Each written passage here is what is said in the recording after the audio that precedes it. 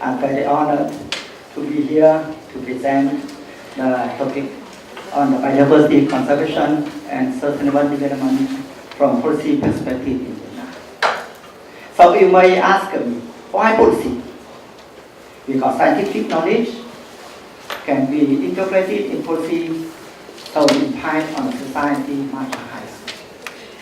And maybe the question is, why the biodiversity conservation and development? Because Vietnam is still the developing country, so we call this a lower middle income country with about more than 2,000 US dollar per capita.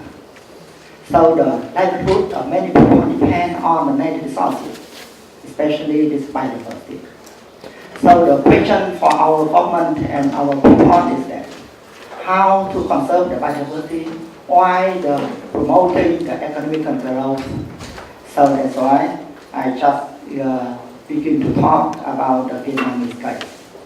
So I talk in four parts. The first is the role of biodiversity in the sustainable development in Vietnam. And so the second is the policy for biodiversity conservation and sustainable development. The first one is some practice and experience related to this topic and some comments for conclusion. So you know that Vietnam is quite rich in biodiversity in terms of the ecosystem, species, and gene. And the Vietnam also is a very diverse landscape. It also the climate, monsoon, tropical climate, and very long country. So that's why we have quite diverse the ecosystem, the forest, tropical forest from the mountain, from the midland, and so the lowland, coastal zone, and even in mountain zone. So this is an area of the Vietnam about 300,000 square kilometers with a population more than 90 million people. And on some biodiversity rich and endemic, so you count for the fish, for example, is about 10% of the fish species living in the Vietnam.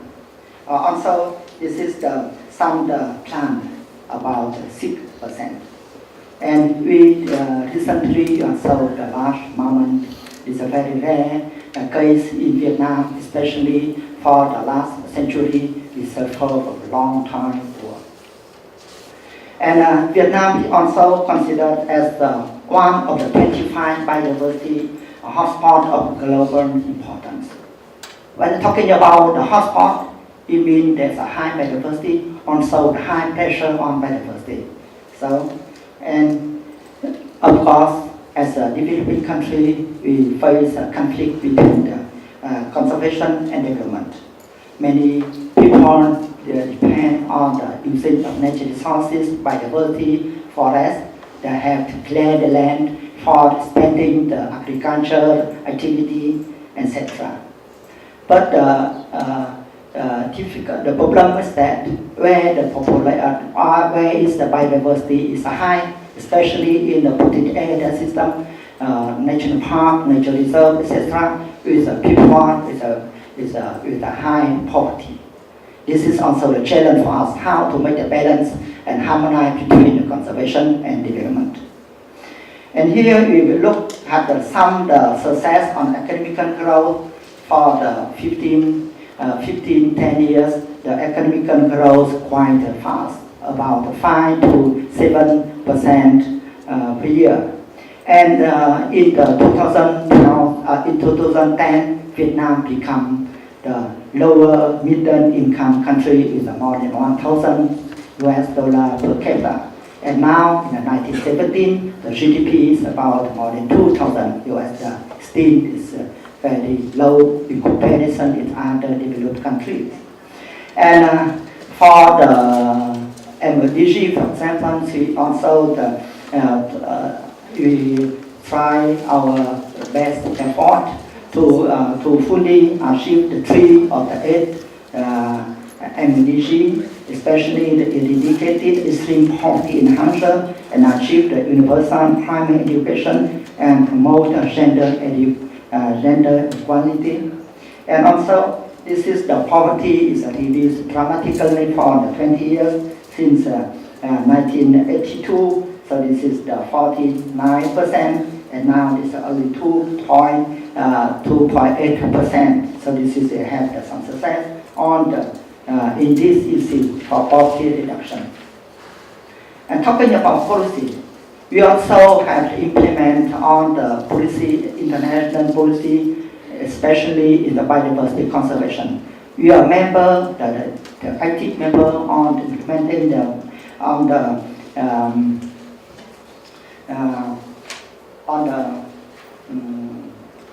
biodiversity. This is the Convention of Biodiversity. We also implement the IG biodiversity target, especially focused on how to use natural biodiversity in the sustainable manner. And also this is how to give the benefit for the local people. And also for the development aspect, so we also follow this is the Agenda 21 since 1992 in the Rio de Janeiro. So we also developed the Agenda 21 for promulgated in the 2004. And recently, we also implement the Agenda 2030 to implement the Sustainable Development Goals. And we also carrying out the voluntary national review on implementation of SDG in Vietnam. And for the national scale, we also implementing the policy, especially we promulgated the biodiversity law, also the strategy, biodiversity strategy up to the 2020 with the division to the 2030. And the main objective is biodiversity is a conserve and use rationally, sustainably to contribute to development of the country with the direction of green economy and actively respond to climate change. Climate change is a very important and challenging for Vietnam because Vietnam is one of the few countries mostly affected by climate change and sea level rise. And therefore, biodiversity is a very important foundation for sustainable development in Vietnam. And for the sustainable development policy, so we also carrying the Agenda 21, 2004, and sustainable strategy for the period 2011-2020. Especially, we also carrying out a national action plan to implement Agenda 2030 with the SDG. We have the 17 as the Vietnam SDG with the 115 as the target, and it was this 169 the target. And especially the goal to 15 to protect and sustainably develop forests, conserve biodiversity, develop ecosystem services, combat desertification, prevent the degradation, and rehabilitate the land resources. At the local and provincial level, we also carry the policies to develop the biodiversity conservation as a biodiversity conservation planning, and also promote some modern, more or less environment-friendly development as agroforestry model, especially in also in carrying some kind of the economical development strategy. Normally, this for the 10 years since 2011 to the 2020, and also carrying out the socio-economic development plan for provinces and locality for each 5 years and annually for 1 year. And so this is how to integrate the sustainable development in the development policy. So talking about the integration of the Agenda 21, we're talking about how to combine to make a balance between the economic development, economic growth, environmental protection, and social development. And I'm talking about Agenda 2030. This is talking about the development that for people to achieve the prosperity within the limit of the planet in the universal peace throughout the pillars of partnership is in my 5P. This is the meaning of the sustainable development in the context of implementing the SDG at the moment. We're talking about the practice, how we can do that. First, they have to have the policy to rehabilitate the forest, because as you know that for the last century, the forest cover reduced dramatically from the 43% in the 1950 to the 28% in the 1993. So the important role is how to rehabilitate the forest, the bare lands. So have the greening program to plant more than 500,000 of hectares. Recently, for last 10 years, we also have so-called 5 million deforestation program to plant 1.5 million of the hectare. Also, this 0.7 of the forest plantation, mostly for the economic development purpose.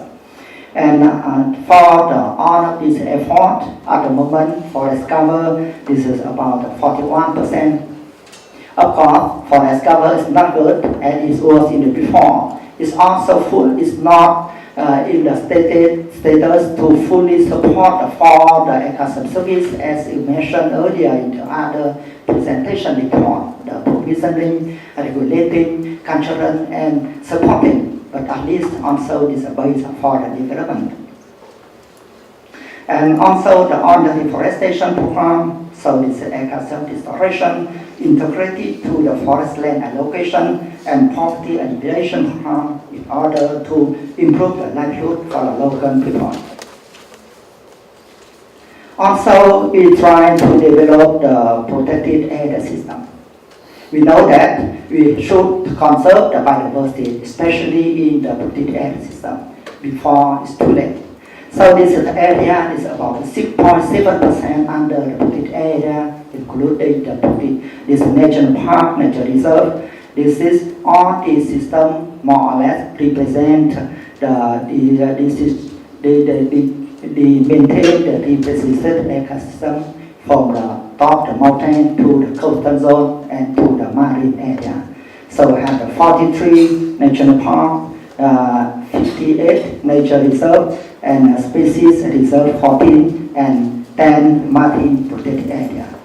So this is some area of distribution of the protected area in Vietnam. Another thing, we also promote the system of biosphere reserve system. So biosphere reserve we consider as a learning laboratory for sustainable development, as a place for practice sustainable development initiative. This is two functions. The first function is biodiversity conservation. The second one is nature-based development or environmentally friendly development, and another logistic support, including the education for sustainable development and also the research, as UNESCO also asked for that reason. And the three functional zone of the biosphere reserve. In the center is a core zone. Around that, this is buffer zone and transitioning zone. The core zone normally is a protected area, nature reserve, where the biodiversity is highly strictly protected, conserved. And another zone is more or less promote the environmental friendly zone. Also, the buffer zone is to prevent the pressure from on the buffers upon the core zone, and to promote the conservation area. At the moment, Vietnam has 9 biosphere reserves distributed evenly in country in the north, in the center, and also the south of Vietnam. Even this is keeping on the ecosystem, especially this mountainous area, also the coastal zone and the marine area. Also, we try to apply the policy related to the so-called payment for ecosystem services. importantly is how to mobilize the resources, especially the budget, to the conservation work. And here, if we try to get this budget without destroying, without degrading the biodiversity. So that's why, I have the promulgated the degree on payment of forest environmental services, because like that, under the number of degree of the 1990 in the 2010. So this is mostly applied for the forest, terrestrial forest, and mostly focused on the regulating services, and also for the biodiversity conservation. And this is the also related to some service to absorb the maintain dioxin, and also the conserving the biodiversity, etc. The mechanism, also is a buyer and seller. The buyer, this is seller, this is the conservation area. This is the forest management part or local people who is also contribute to the protect of forest. And the buyer is the enterprises who use these services for their business, especially in Vietnam. So this is the hydropower station and also some the tourists of that. And this is the and here is some result for this period. This only the initial result, because this apply only for the 6 years. So here we have the budget about it's nearly 400 million US dollar. It's not much, but it's also the supplementary budget for conservation work. And also this budget support to feed 500,000 households to protect the forest and to improve their livelihood, especially for minority ethnics. And also contribute to protect more than this nearly 6 million hectares of forest, about 42% of forest are in Vietnam. And here, come to the conclusion. So in fact, the forest, Vietnam has activity participation in the national and also global sustainable development agenda, especially the development of the relatively comprehensive policy system for biodiversity conservation to support the socio-economic development in the country. And we have some initial success to protect to conserve the biodiversity, also to have success for the socio-economic development, and also contribute to implement SDG as follow with other countries in the world. Thank you for your attention.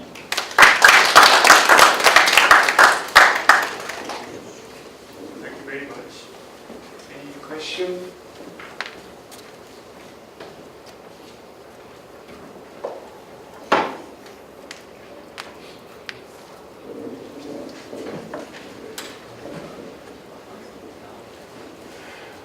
Thank you very much for very informative presentation. I'm Mishima from Japan. I think connection with the sustainable development and biodiversity is connected. But between the two systems, understanding of material flow or some wild animals moving will be necessary to think, I think. How do you think material flow between biodiversity and sustainable development is not quite developed? Thank you for your questions. I think very important. I think it's very short. To identify and to know the material and energy flow, but from the natural system, also to the social system and economic system, and come back at the cycle.